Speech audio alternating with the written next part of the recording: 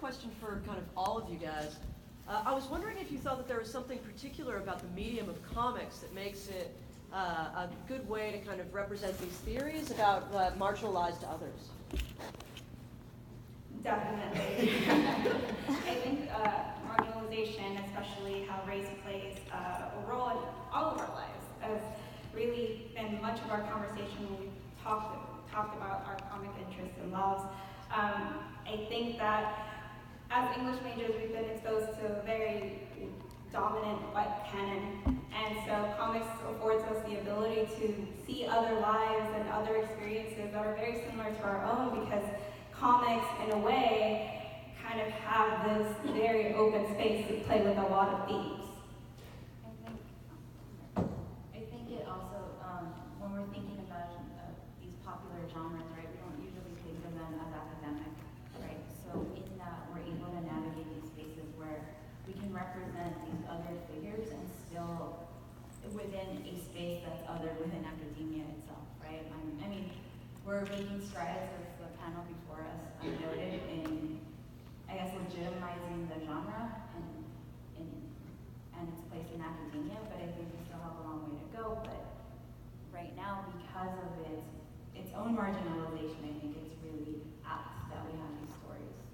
Yeah, I think too, to kind of piggyback off the ladies here, that comics open this really interesting space for people to kind of experience and play with, especially with kind of the way stories get focused. The focus of the story then becomes on these minority figures or these people that we're not really getting in mainstream society, which allows non-members of said minority group to experience and live and imagine as those minorities within the creative work. And I think there's a bit of magic that happens there in kind of equalizing our collective consciousness with that.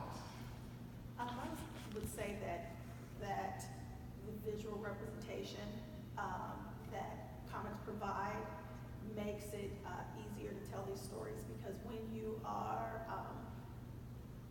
reading in a book or something like that, you can default to whiteness, and having the visual medium kind of prevents that from happening, which allows the story to be told without, and it's collective, right? Because of, all of us kind of do that. So having the visual medium to go with it makes it easier to grasp the information, and then see and share the struggles, right? So it becomes a little more personal, I believe, in that respect, and it allows for connections, right? That I think reading about, especially when you're dealing with things with theory that can be kind of dense, you can structure it in a way that your layperson can access. Any other questions?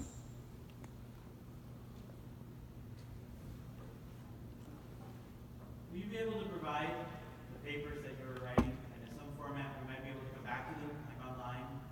I was listening to you giving your presentations. It was really great. Some pretty dense material. I would like to go back and kind of read it over myself and kind of pull out some of those things. I didn't know if you had considered that, if there was a vehicle for that. Yeah, absolutely. Sorry, it's super loud right there.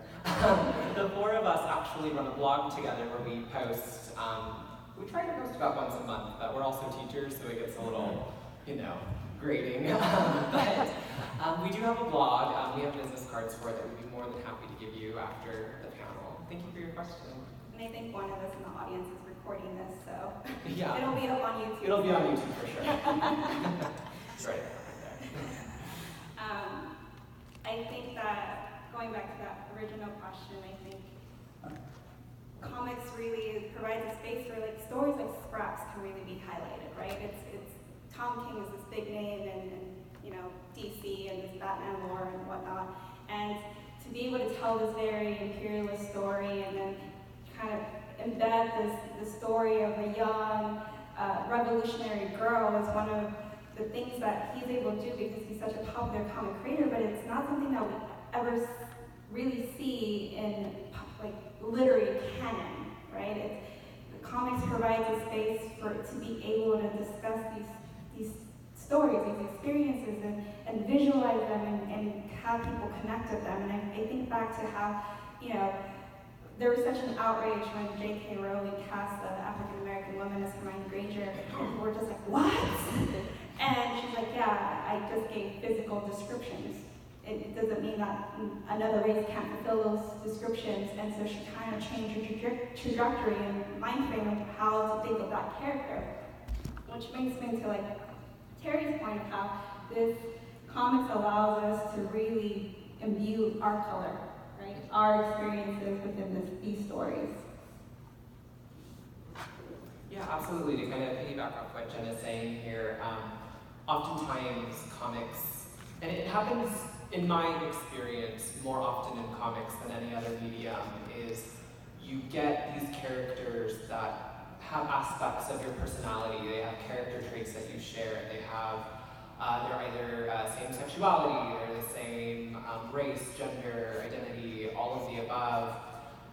And it allows us to kind of come together and have that validation to see like, oh, okay, these people are like me, my story matters, my voice is being heard. I would also like to say that as someone who's relatively kind of new to comics, that the medium, the genre itself is open to experimentation, right? The nature of it is that you can take risks where other forms of literature really don't allow that. It's, okay, what was the bestseller last year? We want another like that, right? Or anointing certain writers as the writer of our time, or any of those things. Where in comics, what I've discovered is that they are so vast, right? And I mean, you have the big ones that, you're gonna get Batman and his stories and all this other stuff, but there's a lot of opportunity to take risks.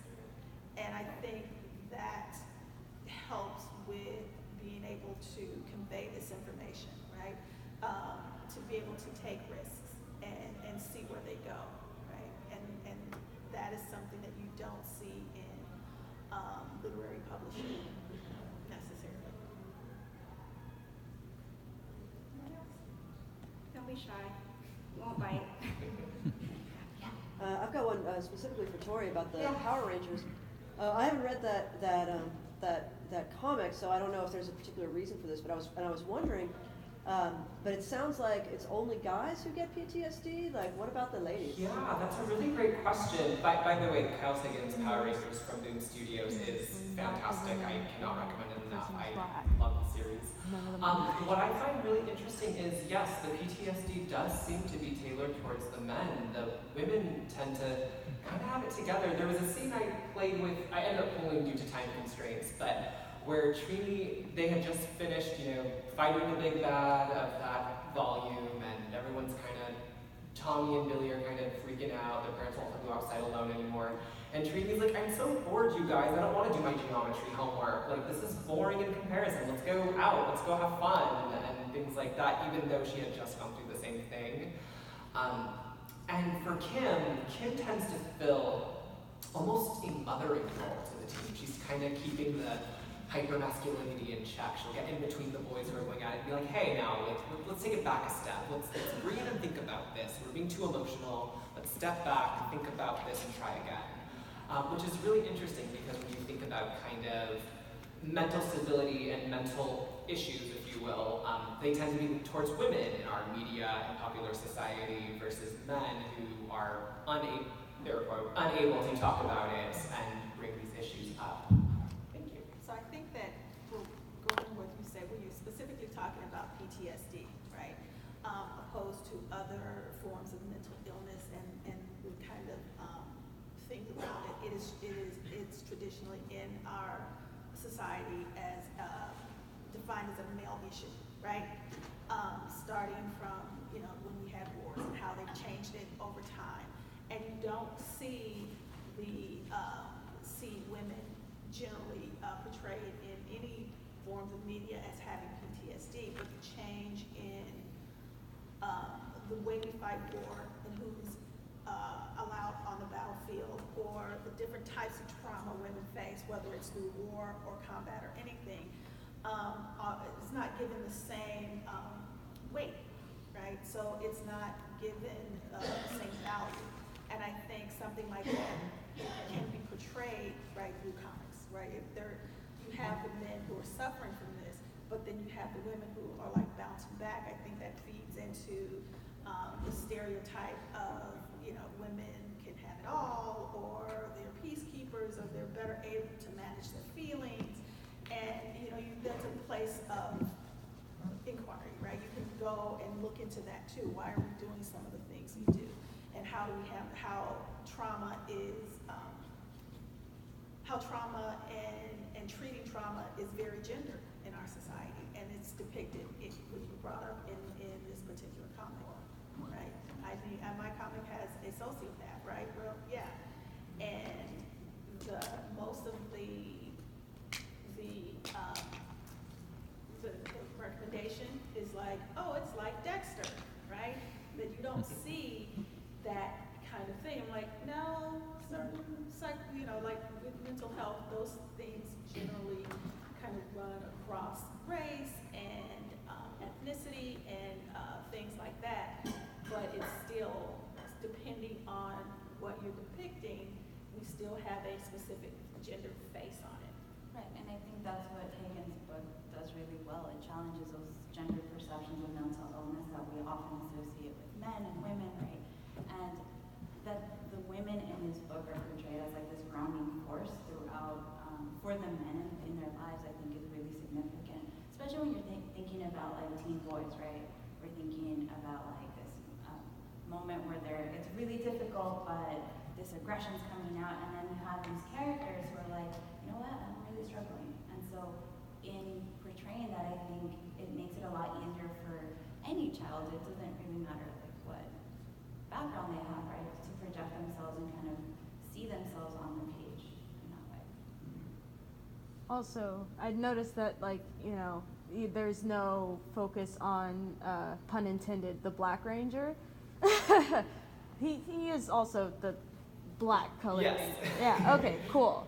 Does he get PTSD? Is he also put on the back burner? Is he even in the spotlight? Yeah, so Zach does get attention, though in my opinion he doesn't get as much as some of the. So Zach fills the role he kind of fills is the rival, right? So Tommy and Jason are kind of fighting for leadership, and then Zach's like, you're just gonna skip over me, and then kind of has his own insecurities about not being a contender, if you will, and that kind of comes up, and it's later revealed that Rita actually tried to approach Zach to be the Green Ranger, and he was like, I'm good, like, I don't want this, but it does play with Zach. However, he doesn't show it as much as Tommy, Jason, and Billy do, and I don't really know why that is. He just seems to be a little more,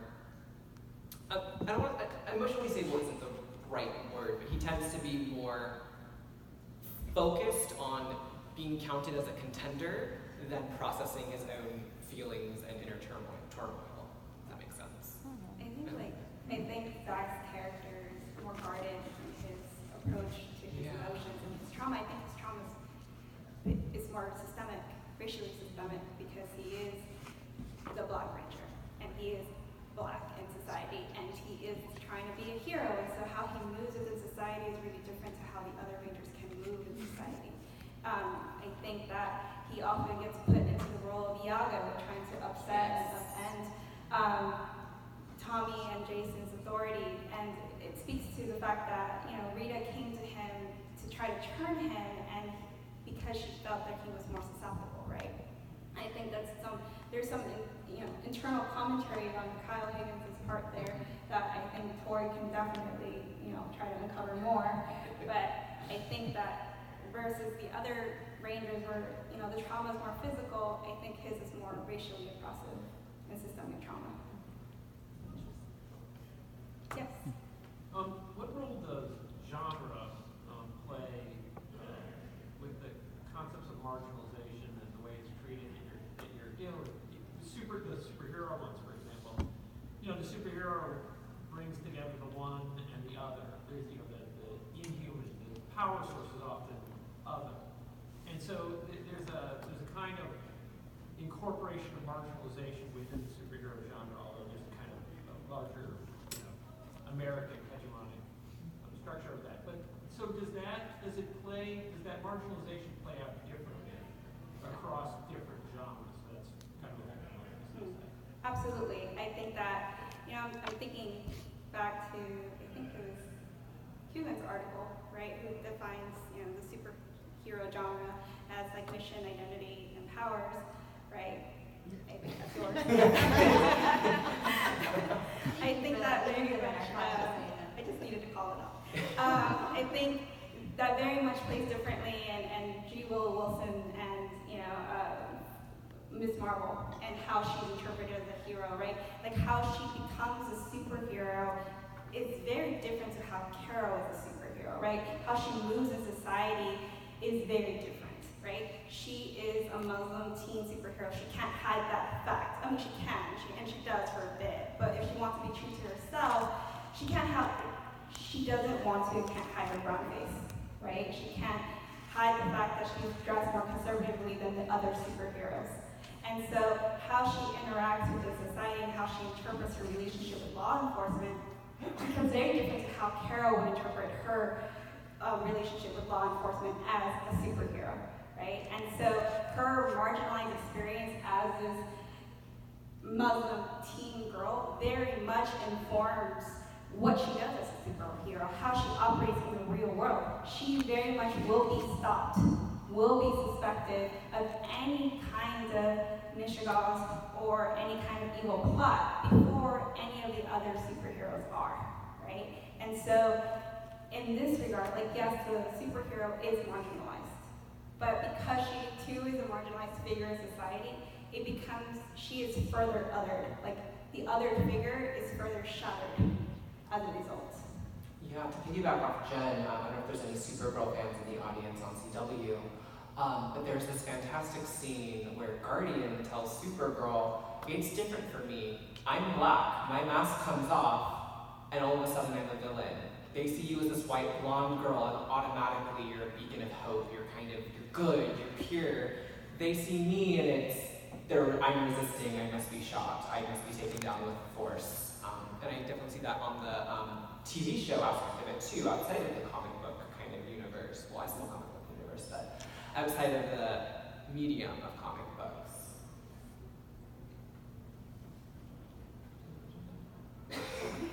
Maybe the 30 minutes left. Yeah. Several of you focus on comics and the trope of the chosen child. Do you feel that that this trope that is particularly focused on Western ideology and individualism hurts or helps with communities feeling empowered? Okay, so so I do think that the individualism of America, or rather United States, plays this really interesting role when it comes to how heroes function and kind of what they mean for society versus when you switch over to, say, Japan and the way like Japanese anime and manga heroes then act for the community or they're based in community. What I think the most interesting kind of crossover there is, if anyone's familiar with My Hero Academia, it is this Japanese take on the American superhero, which promotes individualism, but that individualism is promoted for the community, which creates this really interesting space where it's, okay, we're individuals, we're heroes, we're going to go strive to be the number one, right? It pays the most, we'll be able to pay all of our bills, versus, well, I guess it is similar, yeah, it's very similar to how the American hero works as well. And the way these communities kind of build around them in other countries is also very, I don't know, I don't really feel like it happens too much. I don't know, do you?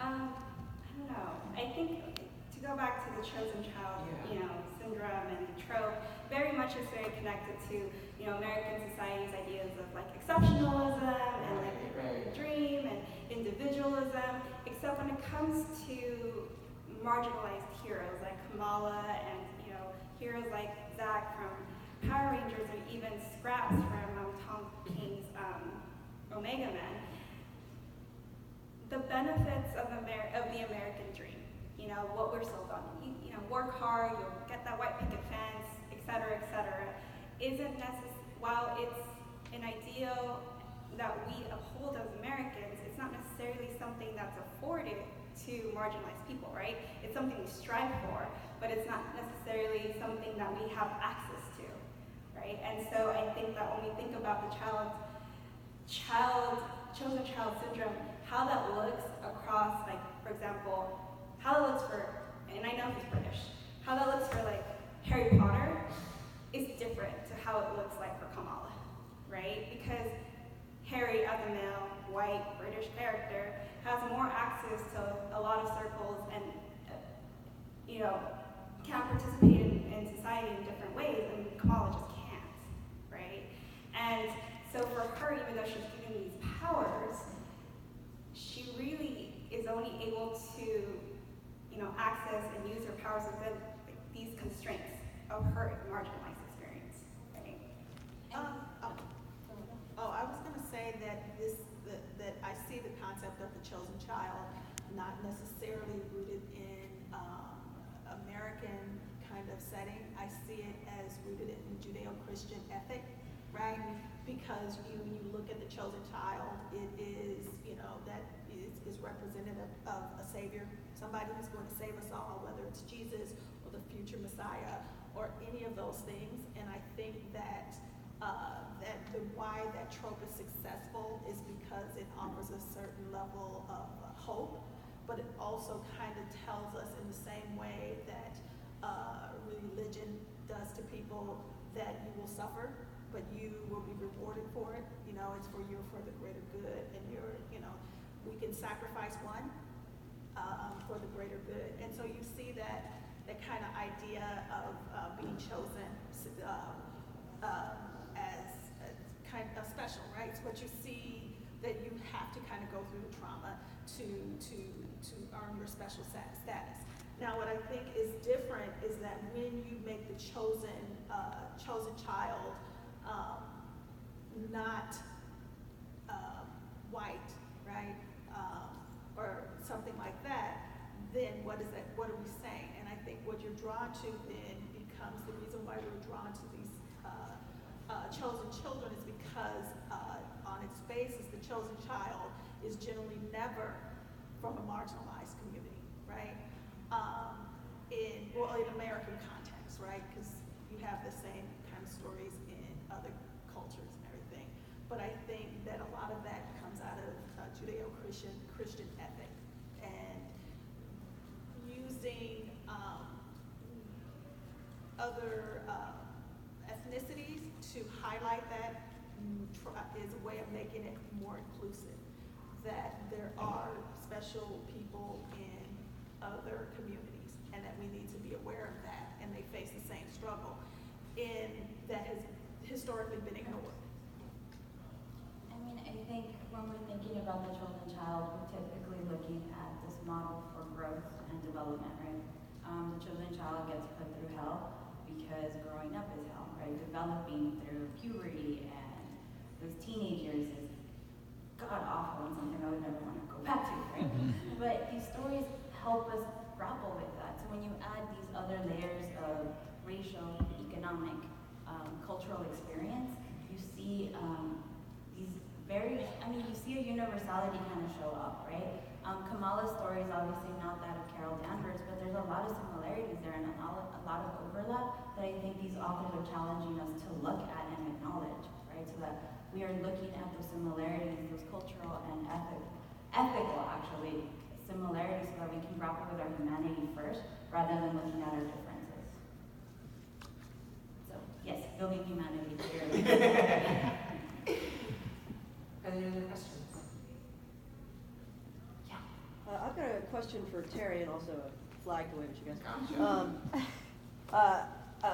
I was wondering what you made of the mother-in-law in Lady Killer, right? Because she's this kind of fascinating character where she and Joëlle don't get along, but then like Joëlle gets out to the mother-in-law, and then or out to the mother-in-law, and the mother-in-law turns out to have been like a spy, like Like a working Nazi against like spy. the Nazis and an Yeah. assassin. And then at the end, like spoilers of like volume 2, when the husband like, takes "No, off, he leaves the mother-in-law And she's with like, Joëlle. oh, you got me. You know what, when I looked at that, right, because of, you know, this kind of backstory that's developing, and as I was looking at it through this kind of feminist lens, and I looked at like how that you can't have this kind of second and third wave without a first wave. And if you look at the mother-in-law as kind of representing the women that came before and kind of the struggles that they have, or the things that they had to overcome, she is that kind of, from that kind of period. And it's funny because with the fact that she is not just, you know, was a spy, but she was a Nazi spy. So you're talking all that, you know, specific Aryan thing that is kind of built into it. And that was one of the biggest criticisms of first wave feminism, that it was absolutely white. There weren't, you know, we're not looking necessarily for suffrage for everyone, but, you know, for certain women, right, that looked a certain way, and kind of tying her to that. That's what I saw kind of manifesting in that. But as a character, I thought she was hilarious, right? Like, you know, I would have liked, and I know that Joëlle Jones is working on something else, and so I think later Killer is kind of in the background, to kind of delve into her history a little more and see how much of a lady killer she was, right? Because there's something to be said there. Any other questions for us? You're done. That's it. That's Thank a wrap you. then. Thank you so much.